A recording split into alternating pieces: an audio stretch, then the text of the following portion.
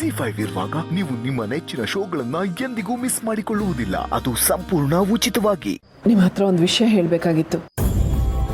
ಓಹ್ ಹೌದು, ನೀವಾಗಲೇ ಫೋನ್ ಕೂಡ ಮಾಡಿದ್ರಿ. ಕೆಲಸದ ಮಧ್ಯೆ ನಿಮ್ಮ ಹತ್ರ ಮಾತಾಡೋದಕ್ಕಾಗಲಿಲ್ಲ. ಹೇಳಿ, ಏನು ವಿಷಯ? ಇವತ್ತು ಮನೆಗೆ ವನಜ ಅವ್ರು ಬಂದಿದ್ರು. ಅವ್ರಿ ಮನೆಗೆ ಬರೋದು ಹೊಸದೇನಲ್ವಲ್ಲ, ಮಗಳು ನೋಡೋಕ್ಕೆ ಬರ್ತಾ ಇರ್ತಾರೆ. ಹೌದು, ಇವತ್ತು ಕೂಡ ಅವ್ರ ಮಗಳನ್ನ ನೋಡಕ್ಕೆ ಬಂದಿದ್ದಿದ್ದು, ಆದರೆ ದೀಪಿಕನ್ನಲ್ಲ. ನಾವು ಇದುವರೆಗೂ ಅವ್ರಿಗೆ ಯಾವ ಸತ್ಯ ಗೊತ್ತಾಗಬಾರ್ದು ಅಂತ ಅಂದ್ಕೊಂಡಿದ್ವೋ ಆ ಸತ್ಯ ಅವ್ರಿಗೆ ಗೊತ್ತಾಗಿದೆ. ಪೂರ್ಣಿನೇ ಅವ್ರ ಮಗಳು ಅನ್ನೋದು ಅವ್ರಿಗೆ ಗೊತ್ತಾಗಿದೆ ಮಾಧವ್ ಅವರೇ. ಏನೋ ಪೂರ್ಣಿ ಅವ್ರ ಮಗಳು ಅನ್ನೋ ವಿಷಯ ಅವ್ರಿಗೆ ಗೊತ್ತಾಗೋಯ್ತಾ? ಯಾಕೆ ಹೀಗೆ ಮಾಡಿದ್ರಿ ತುಳಸಿ ಅವರೇ? ನಾನು ನಿಮಗೆ ಅವ್ರಿಗೆ ಹೇಳ್ಬಿಡಿ ಅಂತ ಹೇಳಿದ್ನಲ್ವಾ? ಇಲ್ಲ ಮಾಧವ್ ಅವರೇ, ಮೊದಲೆಲ್ಲ ಈ ವಿಷಯನ ಮುಚ್ಚಿಡೋದು ತಪ್ಪು, ವನಜ ಅವ್ರಿಗೆ ಹೇಳ್ಬಿಡ್ಬೇಕು ಅಂತ ಅನ್ನಿಸ್ತಿತ್ತು. ಆದರೆ ನೀವು ತಿಳಿಸಿ ಹೇಳಿದ್ಮೇಲೆ ನಾನು ವನಜ ಅವರಿಂದ ಈ ವಿಷಯನ ಮುಚ್ಚಿಟ್ಟಿದ್ದೆ. ಈಗ ಅವ್ರಿಗೆ ಗೊತ್ತಾಗಿರೋದು ನನ್ನಿಂದ ಅಲ್ಲ. ಮತ್ತೆ ಗೊತ್ತಾಯ್ತು? ವನಜ ಅವರು ಅನ್ಪೂರ್ಣ ಅವ್ರನ್ನ ಭೇಟಿ ಮಾಡಿದ್ದಾರೆ. ಈ ವಿಷಯ ವನಜ ಅವ್ರಿಗೆ ಮಾತ್ರ ಗೊತ್ತಿದೆ ಅಲ್ವಾ, ಅಥವಾ ಪೂರ್ಣಿಗೂ? ಇಲ್ಲ, ಪೂರ್ಣಿಗಿನ್ನೂ ಗೊತ್ತಾಗಿಲ್ಲ. ನೀವು ಈ ವಿಷಯನ ಮುಚ್ಚಿಟ್ಟಿದ್ದು ಒಳ್ಳೇದೇ ಆಯಿತು. ಪೂರ್ಣಿ ನನ್ನ ಮಗಳು ಅನ್ನೋದು ಯಾರಿಗೂ ಗೊತ್ತಾಗೋದು ಬೇಡ ಅಂತ ವನಜ ಅವರೇ ಹೇಳಿದ್ರು. ಅದರಲ್ಲೂ ಜನಾರ್ದನ್ ಅವ್ರಿಗೆ ಗೊತ್ತಾಗಲೇಬಾರ್ದು ಅನ್ನೋ ಹಾಗೆ ಮಾತಾಡಿದ್ರು.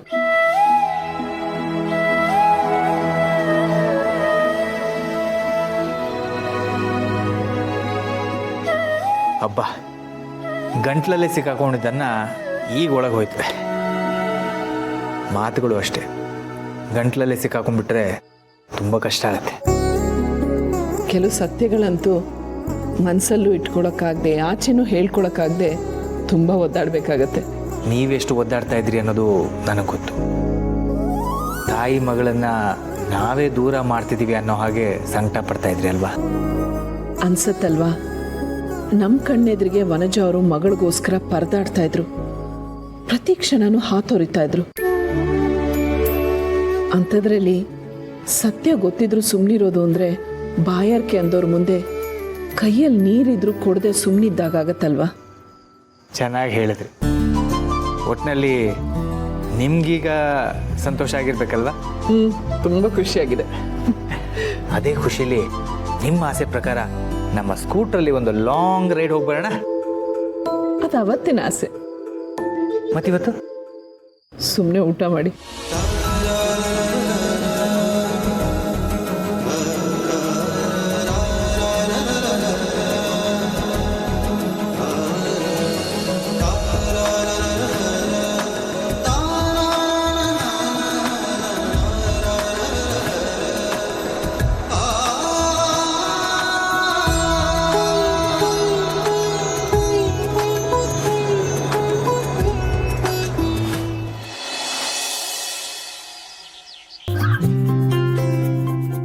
ಸಾರಿ ಪೂರ್ಣಿ, ಹೇಳೋದು ಲೇಟ್ ಆಗೋಯ್ತು. ನಾನು ಟೀ ಮಾಡ್ತೀನಿ. ನಾನು ಟೀ ಮಾಡಾಯ್ತಮ್ಮ, ತಗೊಳ್ಳಿ, ನೀವು ಆರಾಮಾಗಿ ಕುಡೀರಿ. ನನ್ನ ಮಾವನ್ ಕೊಟ್ಬಿಟ್ಟು ಬರ್ತೀನಿ. ಅಮ್ಮ, ನಿಮ್ಮ ಹಣೆ ಬುಟ್ಟೆಲ್ಲಿ ಕಾಣಿಸ್ತಾನೆ ಇಲ್ಲ. ಅದು ಅರ್ಜೆಂಟಲ್ಲಿ ಎದ್ದು ಬನ್ನಲ್ಲ, ಎಲ್ಲೋ ಬಿದ್ದೋಗಿರ್ಬೇಕು. ನಾನು ಸ್ನಾನ ಮಾಡ್ಕೊಂಬರ್ತೀನಿ. ಅಮ್ಮ, ಟೀ.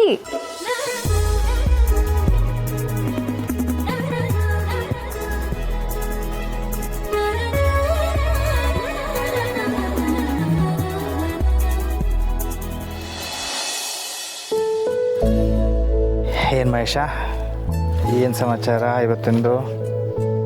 ಏನಿಲ್ಲ ಅಣ್ಣ, ಅದೇ ಹಳೆ ಕೆಟ್ಟ ಸುದ್ದಿಗಳು. ಒಂದಾದರೂ ಒಳ್ಳೆ ಸುದ್ದಿ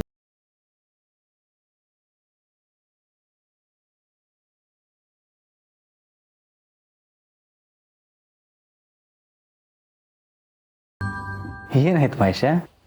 ಒಳ್ಳೆ ಸುದ್ದಿ ಓದ್ತಾ ಇದ್ದೀನಣ್ಣ. ಓದ್ತಾ ಇದೆಯಾ? ಒಳ್ಳೆ ಸುದ್ದಿ ಇದ್ರೆ ಪೇಪರ್ ತಾನೇ ಓದಬೇಕು. ನನ್ನನ್ನು ನೋಡ್ಕೊಂಡು ಏನು ಓದ್ತಾ ಇದೆಯಾ? ಹ್ಞೂ ಅಣ್ಣ, ಒಳ್ಳೆ ಸುದ್ದಿ ಇವತ್ತು ನಿನ್ ಕುತ್ತಿಗೆ ಮೇಲೆ ಬರ್ದಿದೆ. ಇದುವರೆಗೂ ಹಣೆಗೆ ಹೆಂಗಸರು ಬೊಟ್ಟಿಟ್ಕೊಳ್ಳೋದನ್ನ ನೋಡಿದ್ದೆ, ಆದ್ರೆ ಗಂಡಸರು ಕುತ್ತಿಗೆ ಮೇಲೆ ಬೊಟ್ಟಿಟ್ಕೊಳ್ಳೋದನ್ನ ಇವತ್ತೇ ನೋಡ್ತಿರೋದು. ಇರ್ಲಿ ಬಿಡೋಣ, ಚೆನ್ನಾಗೇ ಕಾಣ್ತಿದೆ ಅದಲ್ಲಿ. ಬೊಟ್ಟು ಇಲ್ಲಿಗೆ ಹಣ ಅದು ಹೇಗಾದ್ರೂ ಬಂದಿರ್ಲಿ, ಅದ್ ನಡ್ಕೊಂಡಾರು ಬಂದಿರ್ಲಿ, ಓಡ್ಕೊಂಡಾರು ಬಂದಿರ್ಲಿ, ಹಾರ್ಕೊಂಡಾರು ಬಂದಿರ್ಲಿ, ಹಣೆಯಿಂದ ಆ ಬೊಟ್ಟು ಇಲ್ಲಿಗೆ ಬರೋದಕ್ಕೆ ಲೈಸೆನ್ಸ್ ಇದೆ ಬಿಡೋಣ. ಬೇಡ, ನೀನು ಪೇಪರ್ ಓದೋ. ನಾನು ಮಾವ ಟೀ ತಗೊಳ್ಳಿ. ಟೀ ಟೀ ಬೇಡ, ನಾನು ಆಮೇಲೆ ಕುಡಿತೀನಿ. ಅಣ್ಣ, ಮಾವ ಯಾಕೆ ಹಾಗೆ ಹೋಗ್ಬಿಟ್ರು? ಏನಾಯ್ತು? ಓಲಿ ಬಿಡಮ್ಮ, ಅವನಿಗೆ ಇವತ್ತು ಟೀ ಕುಡಿಯೋ ಮನ್ಸಿಲ್ವಂತೆ. ಅವನಿಗೆ ಇವತ್ತು ಒಟ್ಟು ಅಲ್ಲ ಒಬ್ಬಟ್ಟು ತಿನ್ನಕ್ ಮನ್ಸಾಗಿದೆಯಂತೆ, ಆದ್ರೆ ಸಂಜೆ ಮಾಡ್ಕೊಡು. ಬೇಡ ಬಿಡು.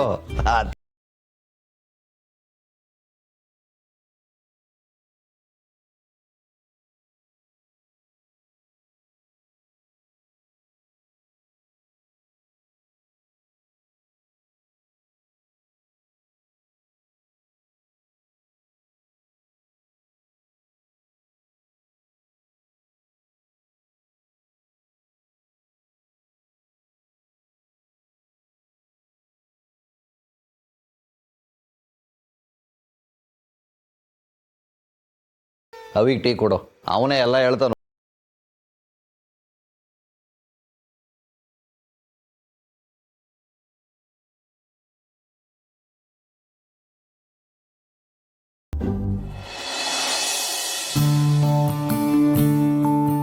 ಸಂಧ್ಯಾ, ಏನಿವತ್ತು ಇಷ್ಟು ಬೇಗ ಎದ್ಬಿಟ್ಟಿದ್ಯಾ? ಹೌದು ಸಿರಿ, ಮನೇಲೆ ಕೂತ್ರೆ ಕೆಲಸ ಸಿಗಲ್ಲ ಅಂತ ಗೊತ್ತಾಯ್ತು. ಅದಕ್ಕೆ ಇವತ್ತಿಂದ ಕೆಲಸ ಹುಡ್ಕೋ ಪ್ರೋಗ್ರಾಮ್. ಆಮೇಲೆ ಅವಸರದಲ್ಲಿ ಉಪ್ಪಿಟ್ಟು ಮಾಡಿದ್ದೀನಿ. ಹೇಗಾಗಿದೆಯೋ ಗೊತ್ತಿಲ್ಲ. ಕೆಟ್ಟಾಗಿದ್ರೆ ನನ್ನ ಬೈಕೊಂಡು ಹೊಟ್ಟೆ ತುಂಬ ತಿನ್ನು. ಬಾಕ್ಸ್ಗೂ ನಾನು ಅದನ್ನೇ ಹಾಕೊಂಡು ಹೋಗ್ತಿದ್ದೀನಿ. ಸಂಧ್ಯಾ,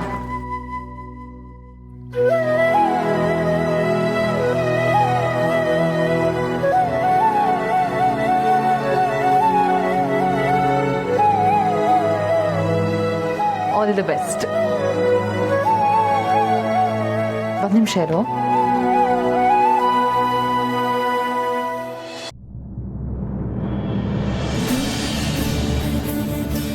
ತಗೋ, ಮಧ್ಯಾಹ್ನ ಹಸ್ಕೊಂಡಿರ್ಬೇಡ, ಏನಾದರೂ ಊಟ ಮಾಡು.